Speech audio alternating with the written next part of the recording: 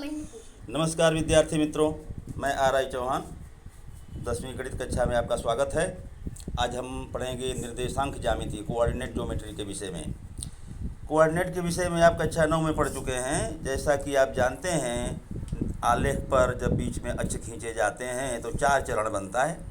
पहले चरण में दाहिने हाथ की तरफ ऊपर की साइड से शुरू होता है, उसमें दोनों निर्देशांक x और y प्लस प्लस होते हैं। उसके बाएं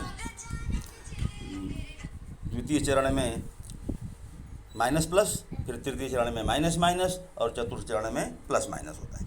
इतना आप पहले से जान चुके हैं। किन्हीं दो बिंदुओं के बीच की दूरी ज्ञात करना हो तो यदि वो एक ही लाइन पर हैं तब तो गिन करके ज्ञात कर सकते हैं।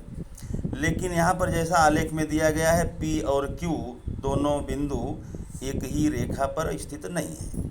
P का निर्देशांक दिया हुआ है x1 y1 और Q का x2 y2। ये एक ही शीट पर नहीं, इसको गिना नहीं जा सकता है। इसके लिए सूत्र अपने पास है। उस सूत्र को कैसे प्राप्त किया जाता है वो हम यदि आपको बता दें तो आपको दिमाग में आ जाएगा, तो भूलेगा नहीं। इसलिए इसको निकालने की विधि ज्ञात करते हैं। यह P और Q दोनों को हम क्रमशः x अक्ष और y अक्ष से मिला देते हैं। P को x पर जोड़ा गया है PR और P को y अक्ष पर जोड़ा गया है PM। उसी प्रकार Q को x अक्ष पर QS और y अक्ष पर QN से जोड़ा गया है। यहाँ पर जो है त्रिभुज जैसा बन गया, देख रहे हैं आप, P T और Q त्रिभुज बन गया है यहाँ पर। तो P से T तक की दूरी हमको यदि ज्ञात करना हो तो हम ज्ञात करेंगे R से S के तक की दूरी। तो यहाँ पर RS बराबर होगा OS माइनस OR, और OS क्या है? O से S तक की दूरी आप देख रहे हैं x2 और O से R तक की बीच की दूरी देख रहे हैं x1।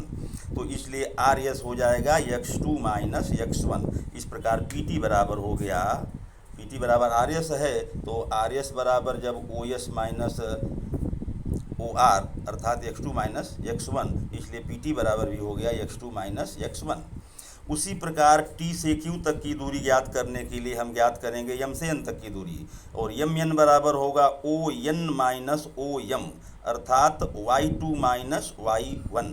इस प्रकार TQ बराबर हो गया y2 माइनस y1। अब इस त्रिभुज PTQ में हम देख रहे हैं कि यहाँ पर कोण T समकोण है। तो पाइथागोरस का प्रमेय आप पहले से जानते हैं कि कर्ण का वर्ग बराबर बाकी दोनों भुजाओं के वर्गों का योग। इसलिए यहाँ पर होगा PQ स्क्वायर बराबर PT square plus TQ square. अब PQ स्क्वायर बराबर PT स्क्वायर के बदले रख देंगे x2 माइनस x1 का whole square plus TQ square के बदले y2 माइनस y1 का होल स्क्वायर।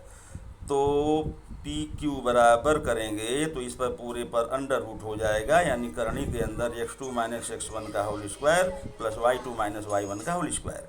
यहाँ हम इसको x1 माइनस x2 का whole square plus y1 minus y2 का होल स्क्वायर करके भी अंडर रूट लगा सकते हैं। क्यों?